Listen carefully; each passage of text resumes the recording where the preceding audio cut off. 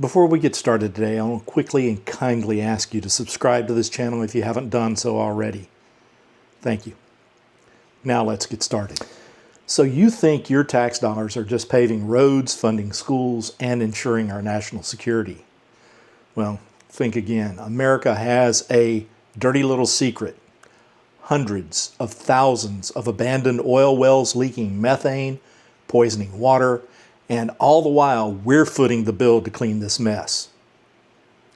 Buckle up, because today we're exposing the multi-billion-dollar scam, and we will show you why it makes those EV tax credits you love to hate look like pocket change. Keep an open mind if you have the capacity, and let's dive in.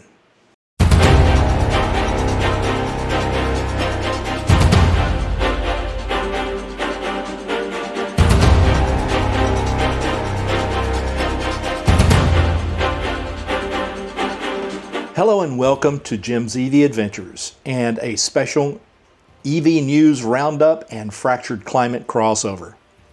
Today, we're diving into a hidden environmental and financial crisis that's costing American taxpayers billions: abandoned oil and gas wells across our nation.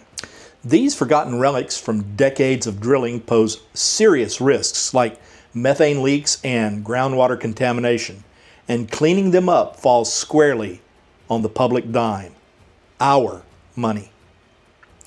We'll break down the numbers, the costs, and how this stacks up against the sometimes often misunderstood federal EV tax credit that's been ended by the big beautiful bill. Unlike the cost of oil and gas well cleanups, which drain government coffers, EV credits simply let buyers keep their own money. By the end of this video, you'll understand why those who continue polluting should be footing the bill for this instead of wasting their time criticizing clean transportation and spreading information through fake and scandalous scientific reports that are not worth the paper they're printed on. But first, let's look at the overall scale of this problem. To understand the mess our insatiable appetite for oil and gas has created, we need a quick history lesson. Oil and gas drilling in the U.S. boomed in the 19th and early 20th centuries, often without regulations requiring proper closure of wells. Wells were drilled, exploited, and abandoned when they stopped producing, leaving behind environmental time bombs. Today, abandoned wells include idle wells that aren't producing, and then orphaned wells with no responsible owner that may or may not be sealed, and even some plugged wells that just were not plugged properly. Many of the companies responsible for the orphaned wells have been bankrupt for years, and when that happens, guess who gets the bill? The other abandoned wells are still on the books at our major fossil fuel companies, but if they go bankrupt, these wells also become orphaned. Some were abandoned because the price of oil crashed and it's just not worth reopening the well for the little product that will be obtained. These wells should be sealed on the oil and gas company's dime. But more on that later. To make sure we understand, abandoned wells are not the same as an orphaned well. Abandoned wells still have rightful owners and could be reopened under the right circumstances. Orphaned wells have no owner. Their responsible party cannot be identified. And according to the latest data from the Interstate Oil and Gas Compact Commission, as of late 2023, there are about 142,000 documented orphaned wells across 29 states. That's a 54% jump in documented cases since a focused effort began in 2020 to find and map these wells. This is in thanks to better surveys and federal funding for those efforts. Earlier reports from the U.S. Geological Survey in 2022 pegged documented unplugged orphaned wells at around 118,000. And the Environmental Defense Fund that same year estimated 123,000, with potentially hundreds of thousands, if not millions, more abandoned and orphaned wells that are simply lost. A 2025 academic study puts the combined abandoned and orphaned wells in the U.S. and Canada at over 3.4 million, with about 139,000 orphaned wells in the U.S. alone. States like Pennsylvania lead with 27,000 documented orphaned wells, with Oklahoma at 22,000, Ohio at 21,500, mostly in historical hotspots like Appalachia and the Midwest. Offshore, in federal waters like the Gulf of Mexico / Gulf of America, if you will, there are about 22,000 abandoned wells not fully plugged, with over 14,000 inactive in the Gulf alone. Total wells drilled offshore since drilling began around 55,000, but many are now high risks for becoming orphaned. Federal efforts under the 2021 Infrastructure Act have plugged thousands, 9,400 completed by 2024, but state updates show the problem growing, like the 27,000 new abandoned wells in Pennsylvania at risk of orphaning. Interactive maps from the U.S. Geological Survey and Environmental Defense Fund show dense clusters in these regions, affecting millions of nearby residents. This isn't just history, it's an ongoing legacy of unregulated extraction. Plugging a well isn't cheap. It involves sealing the wellbore with cement to stop leaks, plus reclaiming the site by removing equipment and restoring the land. Costs vary wildly based on depth, age, location, and condition. For a typical well, the median cost without reclamation is $20,000 to $25,000. Add surface restoration and it jumps to about $76,000 on average. State averages can be higher, $93,000 in Colorado, for example, $124,000 in West Virginia, $150,000 in North Dakota. Nationwide, for conventional wells, it's around $76,000 on average, as I've already said. On the low end, simple, shallow wells and easy spots might just cost $5,000 to $7,000 per well, but extremes hit hard. Deep or deteriorated wells can run $1 million or more. In remote Alaska, logistical nightmares like the requirement for helicopter access have pushed the cost to $3.5 million per well in extreme cases.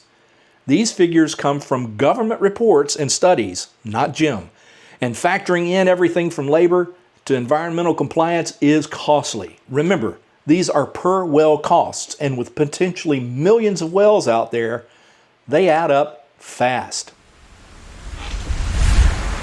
Beyond the documented well, there's a shadow of unmapped or undocumented orphaned wells, those without records, locations, or more importantly, owners. Nationwide here in the U.S., estimates range from as low as 310,000 to well over 1 million in some studies. Mostly in producing states like Pennsylvania and Oklahoma from the early unregulated eras.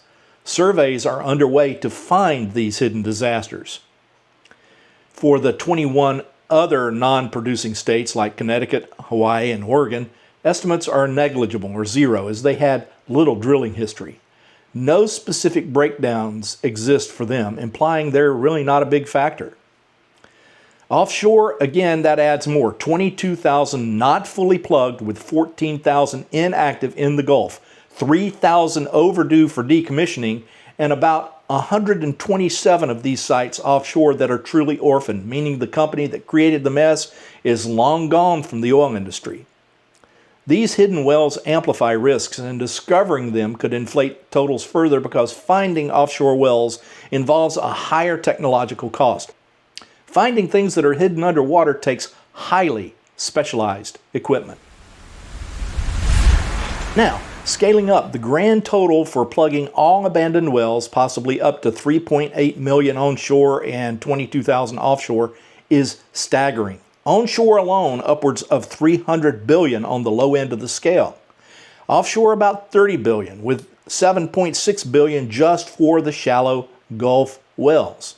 Overall, the grand total, minimally $310 billion, based on the median per well cost adjusted for some variations. This includes plugging and reclamation, accounting for inflation and risks like methane emissions is also factored in. Federal funding like the $4.7 billion from the 2021 Infrastructure Act has dispersed $1.2 billion by 2024 alone, only plugging 9,400 wells. That's a drop in the bucket. Here's where things get messy in our current political climate. There are those of us like me who have decided that big oil and big gas have caused enough damage to our planet. And we've taken ourselves out of the equation. We drive electric, and that reduces our dependence on their dinosaur juice and helps reduce the overall problem. But the politicians get into the mix and they mess it up. Especially when you have a sitting president criticizing our choices as consumers when we buy an electric vehicle. And then he doubles down by stacking his cabinet with people from the oil and gas industry who are now deregulating the exploration and exploitation of public lands because, well, they paid for the president to be elected. Simultaneously, the government has launched what they think will be the death knell for the electric vehicle. They've rescinded the EV tax credit, and now they're celebrating. But their celebrations are very premature. Let me explain.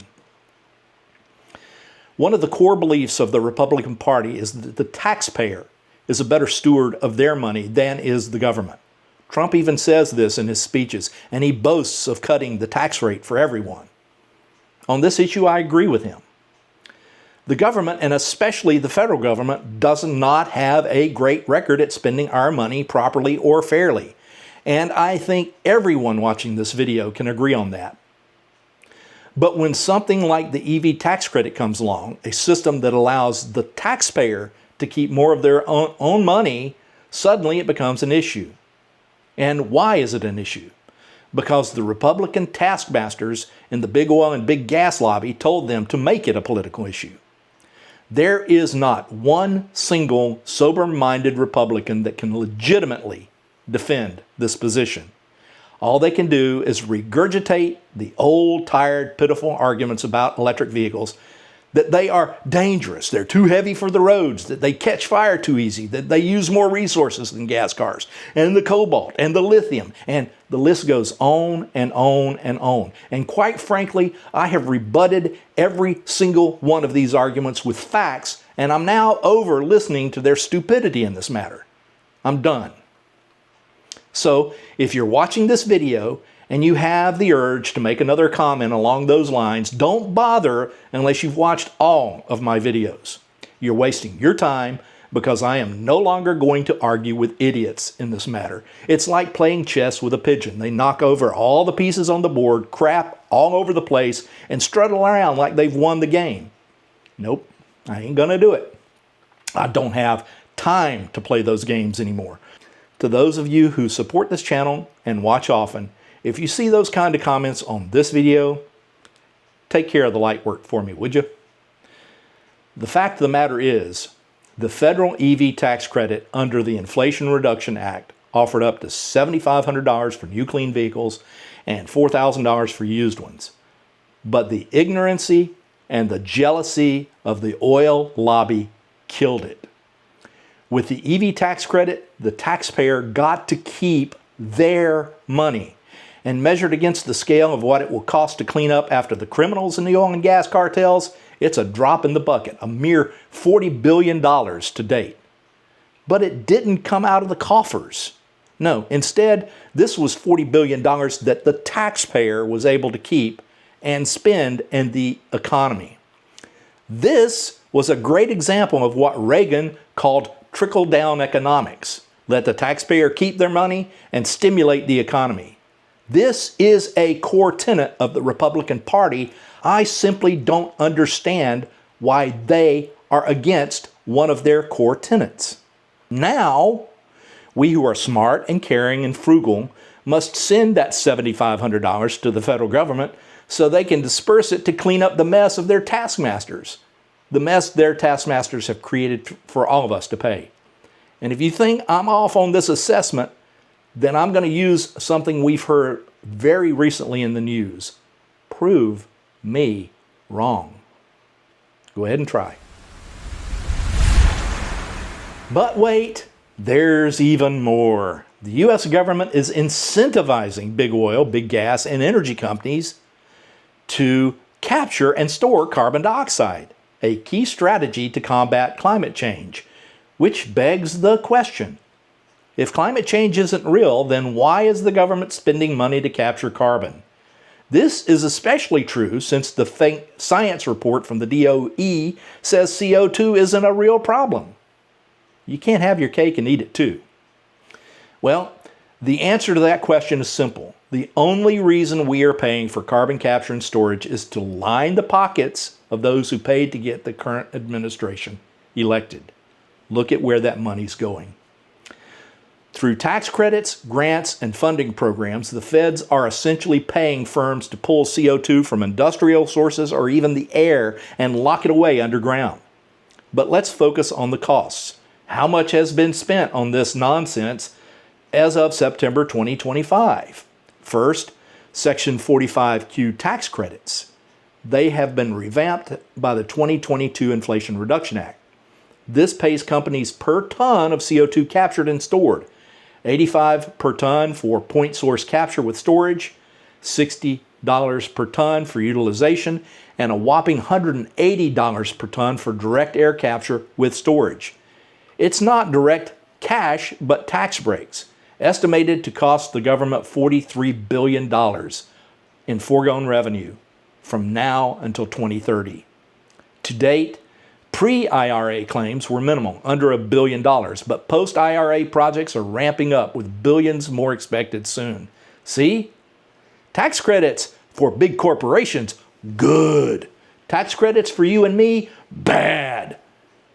The duplicitous nature of the Republican Party is baffling. Next, the 2021 Infrastructure Investment and Jobs Act allocated $12.1 billion for carbon capture management demos and deployment. That's R&D. This includes $3.5 billion for regional direct air capture hubs, $2.1 billion in lending for CO2 pipelines, and $500 million in transport grants and funds for pilots, storage validation, and utilization grants. As of 2025, today, $860 million has been awarded to 59 projects, with $600 billion under negotiation and committed for a total of about $1.46 billion spent so far. Then there's the Department of Energy's annual funding through the Fossil Energy and Carbon Management Offices. From 2011 to 2023, $5.3 billion went to CCS research and programs. In 2024, about $890 million was enacted, with roughly $460 million for carbon tech like capture, storage, and removal. And then in 2025, the request is for $900 million, including $96 million for point source capture. In total, the U.S. has committed over $20 billion across these initiatives, with around $10 billion already spent to date, fueling a boom in projects. But wait, more is coming. After all, we've got to fund the 2028 election somehow, right? In wrapping this up, abandoned wells represent a massive $300+ billion liability taxpayers simply can't ignore. Millions of risks from our fossil fuel past, with cleanup funded by all of us. Think about this. $300 billion is roughly 1/3 of the Pentagon's annual budget. Crack on another $20 billion for carbon capture and storage, even more in tax credits to the corporations, but letting me keep a measly $7,500 of my own hard-earned money is bad? Come on, if you support this clownery, then you do not understand America. I'm going to cull this entire video down to my proposed solution. The cost for plugging these wells should fall squarely on the fossil fuel industry and those who continue to support them. Taxes should be levied at the gasoline pump and at the home's gas meter. This includes the gas being used to generate electricity. So it would include EV owners who use electricity that's created by natural gas. Fair share by usage, not a punitive tax penalty for those who use less. Let's compare this to tobacco. Do you pay for the tobacco user's habit? Of course not. That would be stupid. Number 2, we need to end all subsidies to the fossil fuel and carbon capture and storage industry immediately. All tax credits and write-offs need to end tomorrow, period. The same way we ended the EV tax credit. If you're going to refuse to let me keep my money, then why do you not do the same for these big multi-billion-dollar conglomerates who, quite frankly, buy and pay for access to our government through political action committees? I know that what I've just said will likely infuriate the non-thinking keyboard warriors out there. Their big emotions are going to get the best of them, and they're going to pound out hate in the comments section. But sincerely, if you have other ideas on how to fairly pay for this mess, a mess that's been created over the past century, please feel free to leave them in the comments, but check the hate. I will remove you from the channel. I don't suffer fools. If you've made it this far again, I want to thank you for listening. Again, subscribe, like, comment, and share, and ring the notification bell. More of these types of videos are just around the corner. This is only part 1. Again, thanks, and I hope to see you out there or somewhere along the route from point A to point B. And remember, let's keep pushing for a cleaner planet together.